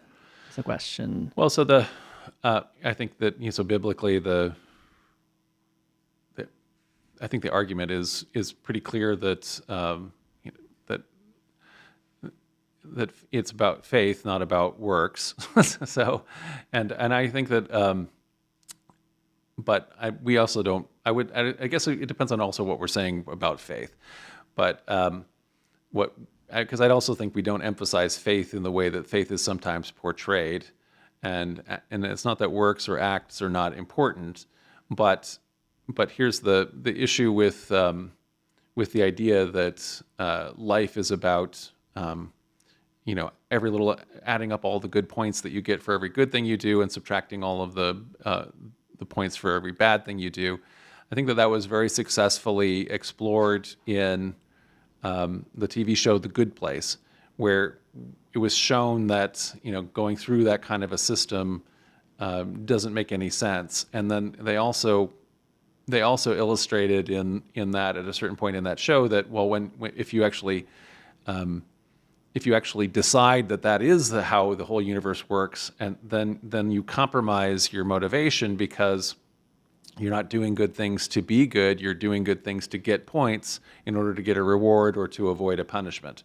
And so I'm definitely opposed to a good place points-based kind of idea of life where you're getting rewarded for good deeds you do on heaven, and there's angels up there keeping track on your point scale. That's not how I would understand it. What my view of this is that you want to do good things because you want good to succeed, because you love good. You want there to be more good. You want society to be better. You love all of these things because you love for love's sake, not because of and that then in of itself is its own reward. And so that would be, I guess, my shorthand of acts versus an underlying important intent on the of identification with eternal values or enduring values of goodness and love and so on, wisdom. So we have 4 more questions that I would like to cover, John, if that's okay with you. Yeah. So there's 3 questions that I would say are quite related to each other. One comes from Esteban, one from Laurencio, and one from Green Tentacle. And so I do think that these have a lot to do. One is about the purpose of the temple. Another one is about how the evolution of the theology of Community of Christ, and the other one is it's about the community. It's also about the evolution of the theology and about what Community of Christ considers Scripture. So let's go with Esteban's question first. What is the purpose of a temple in Community of Christ? I asked that because I know that in the early church, people used the temples for secret rituals, but I don't understand what they represent now for Community of Christ. So so in the early church, what temples were used for was evolving, and so it was incredibly different between Kirtland, the early Kirtland temple, and then the later Nauvoo temple. The later Nauvoo temple was, like you say, specifically used for secret rituals that were derived ultimately from Freemasonry, and that was never part then of the Community of Christ tradition. That said, I would say that in some sense, one of the problems and one of the reasons why headquarters leaders sold the Kirtland Temple was because they didn't understand it as having value and use, or at least as much as I think I understood it to have. And certainly the reason they sold it for the price that they did. And so I'm not sure that it has entirely ever been figured out in Community of Christ what temples are for. So the idea of the temple in Independence is it's the headquarters of the church. It was, one of the ideas that was going to go into it was that there would be a temple school associated with it, so it's a center of learning. And then it's meant to be an emblem for our commitment to peace around the world. And for many, many years, there was a daily ritual of a prayer for peace there. But in some ways, I don't know that ever fully was explored or caught on in terms of how that peace prayer was done. And I also still think that it's being done in a way that is not having the desired effect or has caught a lot of attention. And so unfortunately, while the temple is functionally the church's headquarters, it's largely empty. And so we have not come up with a good way to what the idea of it is still, I think, in Community of Christ, to just be honest on it. I would like to, because I find the temple to be an amazing building and beautiful and inspiring. It's one of the things that inspired me to join the church, but I am saddened that we have not done enough with it still. And let's address Laurentius and Green Tentacles questions together. Laurentius says, this is interesting. Can you explain some of the theology behind your church and how you got to this progressive stance? And then Green Tentacles says, do you think that Community of Christ will when do you think Community of Christ will dump the Book of Mormon and all connections to it? So the church grew out of the original church founded by Joseph Smith, and so it is at the beginning of the Latter-day Saint movement, Mormonism. And so we have gone from there step by step in increasingly progressive directions, and that has been ongoing. Really, there's been an evolution right from the start, and really, it's hard to say. You can't even what's liberal and what's not liberal changes century to century. So anyway, there have been things that are theologically evolving though the entire time.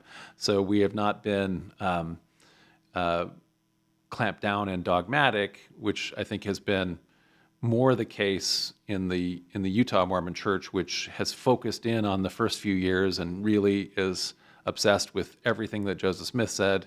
Joseph Smith is just the founder in our tradition, and we continuously are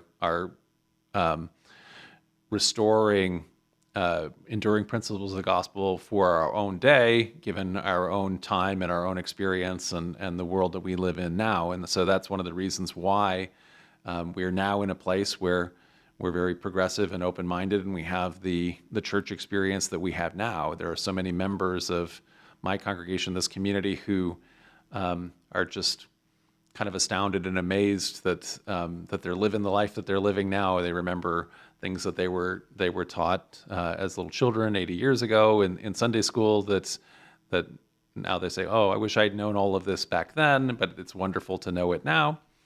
And so I think that's a wonderful direction to go in. In terms of Green Tentacles, so the Book of Mormon is as part of our canon of Scripture. I think that there's going to be a push by many members of the church to decanonize it. In other words, to drop it from the canon, like you're saying. I think that that's And I appreciate why. I mean, people want to do it because they find it embarrassing, and they also find the connection to Mormonism. Then they think they having to explain this all the time because here's a church that is very, very dogmatic and very fundamentalist, that has very few connections anymore to where we're at. And so having to constantly explain all of that in order to explain who we are to people is been a lot of work for people. But I think that I myself am proponent that we do not do that, and I specifically am making a push that we certainly not decanonize the Book of Mormon before going through an open and more honest truth and reconciliation process where we acknowledge how important this has been in our church's history, but simultaneously how a false belief that it represented a history of First Nations peoples here in Canada, the Native American people, how that participated in the settlers' genocide and cultural genocide of Indigenous peoples. And so I think that we need to come to terms with this book more and acknowledge it more, and also work with Native partners more, so that we can have a peace process that we don't just simply wipe this out of our history without having gone through that and just throw it away and just write our whole relationship with the natives out of our own story so that we forget any uncomfortable things that we've done. I think that instead we need to talk about it and acknowledge it, not lionize it, certainly not, but to acknowledge how important it was, but how we've learned and grown and are doing better, and hopefully can continue to do better proactively. And this is certainly part of what I'm doing in going to Palestine as part of as a representative for Community of Christ for Churches for Middle East Peace. The reality is the early restoration, the early Community of Christ members were believed very in a literal gathering of Israel in order to bring about the apocalypse, and so they were anxiously promoting the idea of Jewish people emigrating to Palestine, and so there was an early colony of members of people who became gathered into the reorganization. So early Latter-day Saints from the RLDS Community of Christ tradition who moved to Palestine and created a colony in Jaffa, which is one of the precursors to Tel Aviv. And so, and Mark Twain writes about them. He writes about how they didn't know what they were doing, and they were, nothing that they tried to grow grew, and that they were. He called them innocents abroad. It was one of his most popular selling books, his most popular book of nonfiction. And where he pretty much makes fun of these early Community of Christ members for all of their folly. But anyway, acknowledging that and acknowledging our part in that, as we now, also are moving forward, and how are we acknowledging the rights of the Palestinian people?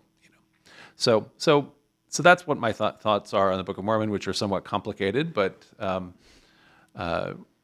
hopefully I'll be able to explain them to members of my church. Okay, last question from Rain Weber, and be careful what you say, John, because Rain threatened to start their own religion, depending on what you ask. Do you believe, John, you can be a Christian without believing in some core concepts like the literal resurrection, Trinity, or monotheism? And I want to emphasize there the word literal. Right. Is Christianity as diverse as the number of people who claim it? And I guess this is, once again, bringing back that question that you already addressed. Yeah. From let's find out the question about dogma. Right. Well, to the second part of your question first, is Christianity as diverse as the number of people who claim it? Probably so. Everybody is unique and individual, and certainly even among religions, I'm a part of a number of both interfaith groups and ecumenical groups. And the difference between that is ecumenical means I'm talking to other people who are other leaders who are Christians.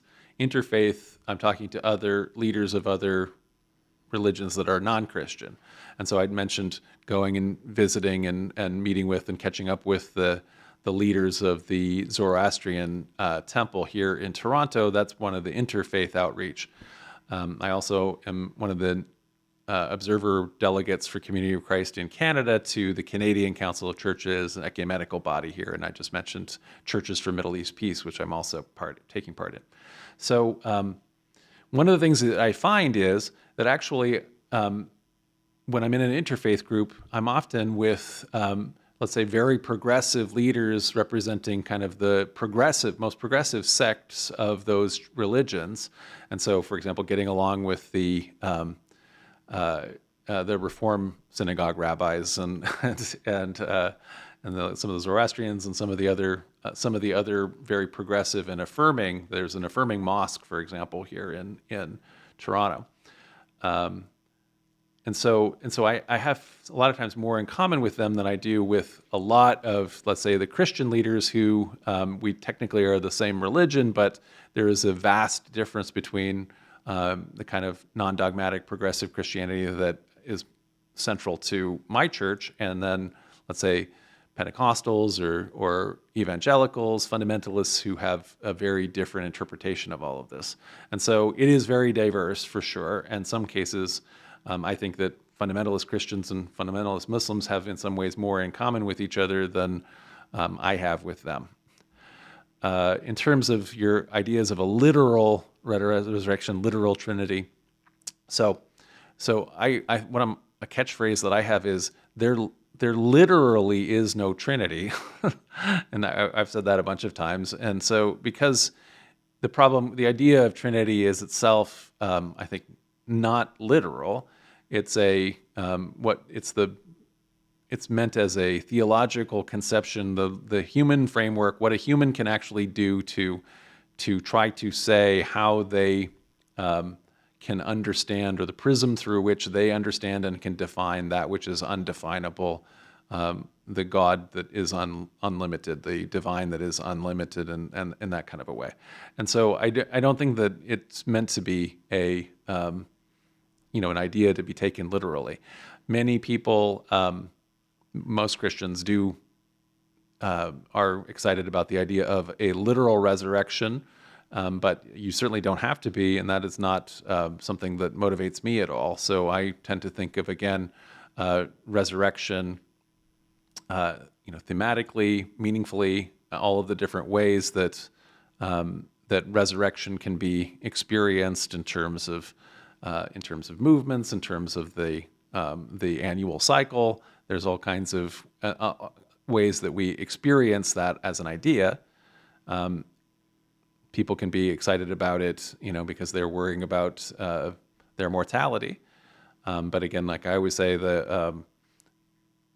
whatever the experience of afterlife or pre-existent life or anything like that, that's so totally alien to this life that it's not really among the concerns that I personally have anyway. And monotheism, I don't know, it depends on what you mean by it. I don't know, in terms of literally, this is how we're talking about a theological proposition. So I usually, whenever I probably condemn literalism on Sundays four or five times every week. I don't know, because that's my personal concern is that the more we focus on things like that, the more we create a literal idol for ourselves that is not true, that actually should be cast aside, because it is something that by us having our focus on it is separating us from the capacity to find non-literal but meaningful truth. So literalism, I've often also said, is opposed to meaningfulness. So that's how I would phrase it. So yes, the answer is yes, you can be a Christian without those literal focuses. All right, that's it for tonight, folks. I hope you enjoyed it. I enjoyed Thanks, all these everyone. questions. Thank you for we're so happy we have such a thoughtful group, and really appreciated this I dialogue. have to go home and read the chat because I missed everything. Yeah. But just a reminder, next week, John. Yes, next week is this long-awaited lecture on the Holy Spirit. What is the Holy Spirit? There you go. Next week. See you there.